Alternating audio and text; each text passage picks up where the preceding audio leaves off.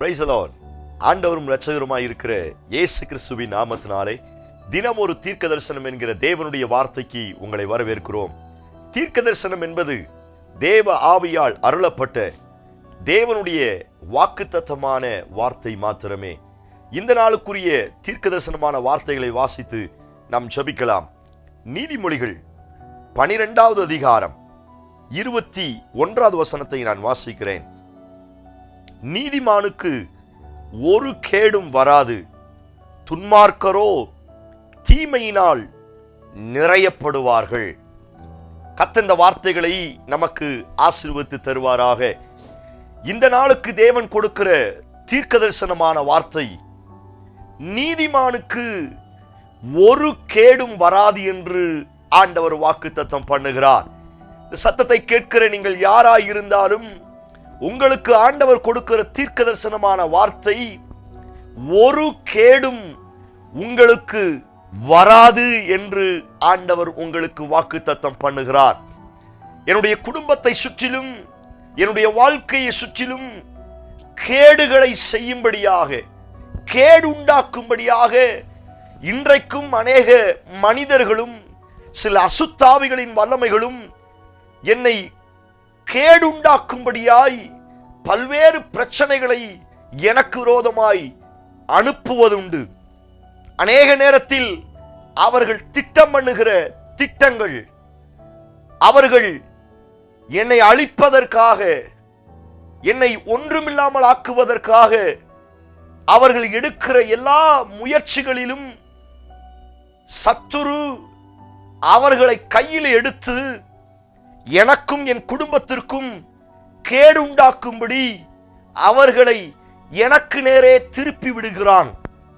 ஆனால் இன்றைக்கு ஆண்டவர் வாக்குத்தத்தமாய் சொல்லுகிற வார்த்தை, எத்தனை ரீதியில் மனிதர்கள் மற்றவர்கள் எனக்கும் என் குடும்பத்திற்கும் கேடு உண்டாக்குவதற்கு எத்தனை வழிகளில் வந்தாலும், அப்பா சொல்லுகிற தீர்க்க தரிசனமான வார்த்தை, ஒரு கேடும் உனக்கு வராது என்று கர்த்தர் வாக்குத்தத்தம் பண்ணுங்க. எத்தனை பேர் இந்த வார்த்தைக்கு ஆமென் சொல்றீங்க? இதுவரை அநேக கேடுகளை அநேக துன்மார்க்கர் உங்களுக்கு விரோதமாய் செய்திருக்கலாம். சில மனுஷீக வல்லமைகள் உங்களுக்கு விரோதமாய் அநேக காரியங்களை கேடாய் செய்திருக்கலாம். நீங்க வேலை பார்க்கிற இடத்துல, நீங்க படிக்கிற இடங்கள்ல, நீங்கள் இருக்கிற இடங்களில் உங்களுக்கு கேடுகளை வரப்பண்ணுவதற்கு பல்வேறு ரீதியில் பல சூழ்ச்சிகள் உங்களுக்கு விரோதமாய் எழும்பி இருக்கலாம். ஆனால் இன்றைக்கு ஆண்டவர் உங்களுக்கு தீர்க்க தரிசனமாய் சொல்லுகிற வார்த்தை இது, அவர்கள் எத்தனை சூழ்ச்சி செய்து உன் வேலைக்கு விரோதமாய் கேடு உண்டாக்கினாலும், உன் உயர்வுக்கு விரோதமாய் கேடு உண்டாக்கினாலும், உன் பிள்ளைகளுடைய வளர்ச்சிக்கு விரோதமாய் கேடு உண்டாக்கினாலும் உனக்கு ஒரு கேடும் வராது என்று கர்த்தர் வாக்குத்தத்தம் பண்ணுகிறார். எத்தனை பேர் இந்த வார்த்தைக்கு ஆமென் சொல்றீங்க? ஆமென், பிரைஸ் காட். நம்ப ஆரம்பிங்க, அறிக்கை செய்யுங்க. எனக்கு ஒரு கேடும் வராது, என் பிள்ளைகளுக்கு ஒரு கேடும் வராது, என் வேலைக்கு ஒரு கேடும் வராது.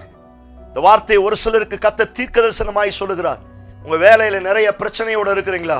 வேலை பார்க்கிற இடங்கள்ல ஒரு சிலர் உங்களுக்கு விரோதமாய் சூழ்ச்சி பண்ணி அவர்கள் கேடு உண்டாக்க வேண்டும் என்று நினைத்து கொண்டிருக்கிறார்களா? தேவ பிள்ளையே, நீ பயப்பட வேண்டிய அவசியம் கிடையாது. உன் வேலைக்கு ஒரு கேடும் வராது என்று ஆண்டவர் வாக்குத்தத்தம் பண்ணுகிறார். எத்தனை பேர் பெற்றுக்கொள்வதற்கு ரெடியா இருக்கிறீங்க? நீங்க நம்ப ஆரம்பிங்க. என் கையின் பிரயாசத்திற்கு ஒரு கேடும் வராது. ஒருவேளை இன்றைக்கு நீங்கள் தாழ்த்தப்பட்ட நிலைமையில் இருக்கலாம்.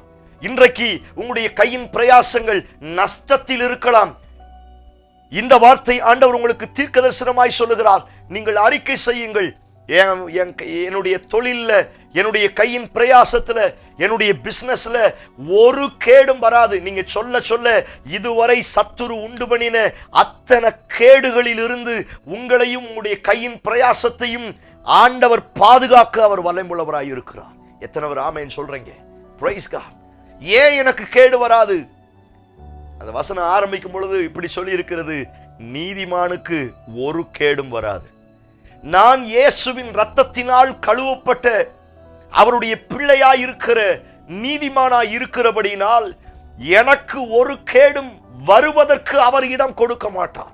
அவருடைய இரத்தமும் அந்த பரிசுத்த ஆவியானுடைய பிரசன்னமும் என்னையும் என் குடும்பத்திற்கும் ஒரு கேடகத்தை போல ஒரு துருகத்தை போல அவர் சூழ பாளையம் இறங்கி என்னையும் என் குடும்பத்தையும் பாதுகாக்கிறபடியினால் எனக்கு ஒரு கேடும் வராது. எத்தனை பேர் இந்த வார்த்தைக்கு ஆமென் சொல்றீங்க?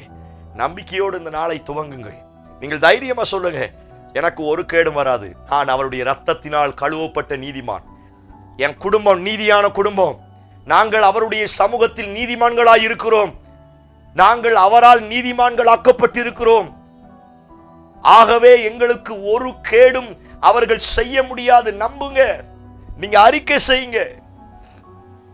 யோசேப்புக்கு அவருடைய சகோதரர்களே பல கேடு உண்டாக்கினார்கள்.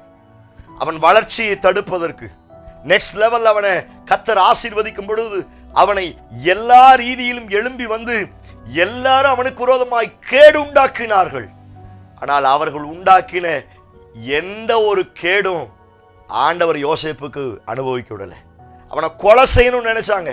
அவன் சாகணும், இவன் உயிரோடையே இருக்கக்கூடாது அப்படின்னு சொல்லிட்டு அவனுக்கு விரோதமாய் பல கேடான காரியத்தை நினைக்க ஆரம்பித்தார்கள். துன்மார்க்கருடைய இருதயத்தை குறித்து சொல்லி இருக்கிற அவருடைய இருதயம் கேடுள்ளதாய் நிறைந்திருக்கிறது. மகா கேடுள்ளது, திருக்குள்ளது. அவருடைய எண்ணங்கள், அவருடைய இருதயங்கள் இன்றைக்கும் கேடுள்ளதாய் இருக்கிறது. நான் சொல்லுகிறேன், உங்களை குறித்து, உங்களுடைய குடும்பத்தை குறித்து, உங்களுடைய உயர்வை குறித்து எத்தனை பேருடைய இருதயம் கேடுள்ள எண்ணத்தோட சிந்திச்சாலும் நீங்க தைரியமா சொல்லுங்க, அவர்களுடைய கேடு என்னை தொடாது, என்னை அணுகாது. நீங்கள் நம்ப இந்த வார்த்தை ஆண்டவர் அப்படியே செய்ய போகிறார். நோவா தன் காலத்தில் நீதிமானாயிருந்தான். ஆண்டவர் நோவாவையும் அவன் குடும்பத்தையும் ஒரு கேடு வராமல் கர்த்தர் பாதுகாத்து கொண்டார். அவ்வளவு வெள்ளம் வந்துச்சு, மேலையும் இருந்து தண்ணி, கீழே இருந்து தண்ணி, அவ்வளவு காரியங்கள் வந்த போதிலும் நோவாவையும் அவன் குடும்பத்தையும் கர்த்தர் அழகாய் ஒரு பேழையில வைத்து ஒரு அரராத் மலையில நிக்க வச்சு தண்ணி வடிகிற வரைக்கும் அவர்களுக்கு தேவையான அவ்வளவு காரியங்களையும் கொடுத்து ஒரு கேடு வராமல், ஒரு சின்ன கேடு கூட வராமல் நோவாவையும் அவன் குடும்பத்தையும் கர்த்தர் காப்பாற்றினார் என்று வேதத்திலே வாசிக்க முடியும். பிரியமான தேவனுடைய பிள்ளைகளே, நீங்கள் நீதிமானா இருக்கிறபடியினால் எத்தனை பெருங்காற்று, எத்தனை பெருவெள்ளம், எத்தனை ரீதியில் உங்களுக்கு பிரச்சனைகளும் போராட்டங்கள் வந்தாலும் அவருடைய இரத்தத்தினால் கழுவப்பட்ட நீதிமான்களாய் இருக்கிறபடியினால் நான் சொல்லுகிறேன், உங்களுக்கு ஒரு கேடும் வராது. லோத்தை குறித்து வேதத்தில் வாசிக்கிறோம், அவனும் ஒரு நீதிமானா. அவனை காப்பாற்றுவதற்கு தேவதூதனையே கர்த்தர் அனுப்பினார். Praise God. காரணம் அவன் நீதிமானாய் இருக்கிறான். ஆண்டவர் சொன்ன, ஒரு நீதிமான் இருந்தா கூட நான் அதை அழிக்க மாட்டேன். அவன் நீதிமானாய் இருந்தபடினால் அவனையும் அவன் குடும்பத்தையும் காப்பாற்றும்படி தேவதூதன் கையை பிடித்து வெளியே கொண்டு வந்தார்கள். இந்த வார்த்தையை நான் தைரியமாய் உங்களுக்கு சொல்லுகிறேன். எத்தனை ரீதியில் எழும்புகள், பிரச்சனைகள், போராட்டங்கள், உங்களுக்கு விரோதமாய் எதிர்ப்புகள் வந்தாலும் தேவ பிள்ளையை நீங்கள் தைரியமாயிருங்கள். இந்த வார்த்தையை அறிக்கை செய்யுங்கள். நான் அவருடைய இரத்தத்தினால் கழுவப்பட்ட நீதிமானாய் இருக்கிறேன். நான் நீதிமானாய் இருக்கிறபடினால் எனக்கு ஒரு கேடும் வராது. நீங்க சொல்ல சொல்ல கேடு வராது. அவங்க எத்தனை பேர் எத்தனை திட்டம் வேணாலும் பண்ணட்டும். யோபு நீதிமானாய் இருந்தான். பல கேடுகள் அவனுக்கு சத்துருவின் மூலமாய் வந்தது. ஆனாலும் கர்த்தர் அதற்கு இடம் கொடுக்காமல் கர்த்தர் அவனையும் அவனுடைய வாழ்க்கையும் நெக்ஸ்ட் லெவலுக்கு கர்த்தர் கட்டி எழுப்ப ஆரம்பித்தார். இந்த வார்த்தையை நம்ப ஆரம்பிங்க.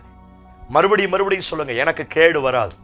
ஒரு சிலருடைய இமேஜினேஷன், வண்டியில போகும்போது ஏதாவது ஆக்சிடென்ட் ஆயிருமோ, என் பிள்ளை தனியா போறான், வண்டியில இப்படி போய்கிட்டு இருக்கிறோம், ஒரு காரியத்துக்கு போறோம், ஏதாவது, நான் சொல்றேன், நெகட்டிவ் திங்ஸ் தூக்கி போடுங்க, பாசிட்டிவா திங்க் பண்ணுங்க. ஆண்டவருடைய வார்த்தை இப்படி சொல்லி இருக்கிறது, உனக்கு ஒரு கேடு வராது. நீங்க நம்பிக்கையோ இருக்கு. எத்தனை மந்திரவாதங்கள், எத்தனை பிள்ளி சுனியங்கள், எத்தனை பேர் சாபம் போட்டாலும், ஒரு சிலர் எனக்கு இப்படி பேசிட்டாங்க, சாபம் போட்டு திட்டாங்க, ஏதாவது ஆயிருமோ, நம்பிக்கையோடு இருங்க, உங்களுக்கு ஒரு கேடும் வராது. எத்தனை பேர் சாபம் போட்டாலும், எத்தனை பேர் இழிவாய் பேசினாலும், சபையே, தேவ பிள்ளையே, நீ நம்ப ஆரம்பி, உனக்கு ஒரு கேடும் வராது. இந்த வார்த்தையின் பிரகாரம் கர்த்தர் உங்களை அவருடைய செட்டைகளின் நிழலில் வைத்து பாதுகாக்க வல்லமுள்ளவராய் இருக்கிறார். கண்களை மூடி என்னோடு சேர்ந்து ஜெபிக்க ஆரம்பிங்கள். Praise God in Jesus name. எங்களை நேசிக்கிற எங்கள் அன்பின் பரலோக பிதாவே, நீதிமானுக்கு ஒரு கேடும் வராது என்று சொன்னீரே. இந்த சத்தத்தை கேட்கிற ஒவ்வொருவரையும் நீதி செய்கிறவர்களாய் கர்த்தர் மாற்றுங்கப்பா. நீதி உள்ளவன் இன்னும் நீதியாகட்டும் என்று சொன்னீரே. உம்முடைய பிள்ளைகளை நீதிமானாய் மாற்றி என் தேவனுடைய பிள்ளைகளை கட்டி எழுப்புவீராக. ஒரு கேடு வரக்கூடாது. இப்பொழுது அவர்கள் அனுபவிக்கிற எல்லா கேடுகளிலிருந்து என் ஜனங்களை கர்த்தர் விடுவிப்பீராக. அவருடைய குடும்பத்தில் இருக்கிற எல்லா கேடுகள் அழிக்கப்பட்டு போகட்டும். ஒரு கேடு வராமல் கர்த்தர் பாதுகாத்து செய்வீர் என்று நம்புகிறோம். இயேசு கிறிஸ்து மூலம் ஜெபிக்கிறோம். ஜெபம் கேளும் நல்ல பிதாவே. Amen, amen. Praise the Lord. நம்பிக்கையோடு இந்த நாளை துவங்குங்கள். உங்களுக்கும் உங்க குடும்பத்திற்கும் ஒரு கேடும் வராது. Amen. Praise the Lord. God plus.